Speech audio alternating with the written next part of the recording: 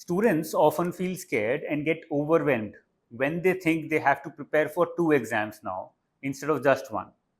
But the reality is a little different. Competitive exams require us to develop many new skills, skills that can help us go through these exams faster, skills that can transform our attempt into success, skills that can take us away from being an aspirant and towards being an officer. Unfortunately, we are so hardwired with our old ways of studying and preparing that we feel these new habits and skills are not required. A student who scored 98% in 12th would not want to change the way he or she prepares for these exams. That's the reality. Even I wouldn't do it. But these exams are not the same as 12th exams. Thus, the method of preparation also needs a change. Students who are able to adapt succeed faster. The question then is, what are these adaptations and how can they help me to take on multiple exams without extra stress? If you can understand this, you can easily prepare for 2 exams that are expected, although not certain at the moment. These are RBI grade B and RBI grade A. We still don't know whether both will happen or RBI grade B only will happen, but I know one thing. If you start preparing after the notification comes, you have already lost half the battle. Half your army is either already dead or has surrendered, and there's no use of fighting then. The good news here is that with new understanding, with one new skill, one new habit, you can convert your preparation for grade B into a preparation for grade A as well. Let me talk about this new habit now. Firstly, you have to get it out of your head that you need to study every time there is a new exam. This is the hardwired process that we followed all our life. Every time there is a new exam, you start studying for it, you start preparing for it. But the reality here is, if you're prepared for a higher exam, you're already ready to take on an easier exam automatically.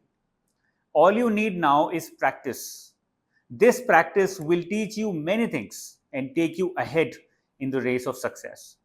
It will teach you how to attempt more, how to be more accurate, how to manage time to score higher, how to avoid traps set in the examination by the examiner, understanding of level of questions asked, also an understanding of your weak and strong areas so that you can reduce your weak points and score high in your strong areas.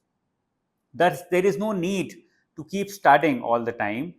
There is also a need to apply what you have already read. Since you have already prepared for a higher exam, you don't need to study again for an easier exam. This is the first point, first new habit, first new skill that you have to develop if you want to succeed faster.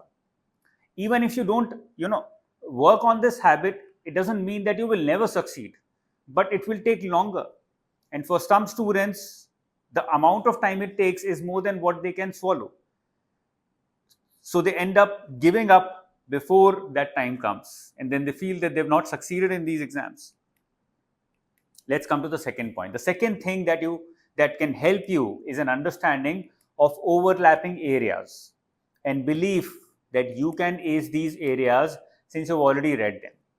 Now, this is what happens in almost all the major exams. If you've read quant for UPSC civil services, you're also well prepared for quant of RBI to a certain extent, if not completely.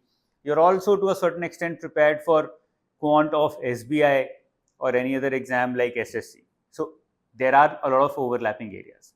We often tend to study the same subjects from scratch just because it's a new exam. You don't have to do it. All you need to do is revise and take tests. There is a time to study and a time to get ready for the final exam.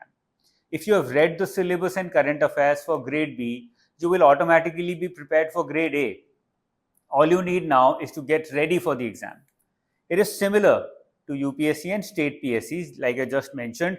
If you're prepared well for UPSC civil services, you're almost, if not completely, almost prepared for state exams also. All you need is a little bit of targeted studies and practicing through tests. So get this in your head. Overlapping areas need not be studied again for different exams. Let's come to the third point. Grade A and grade B exams have always been very similar to each other.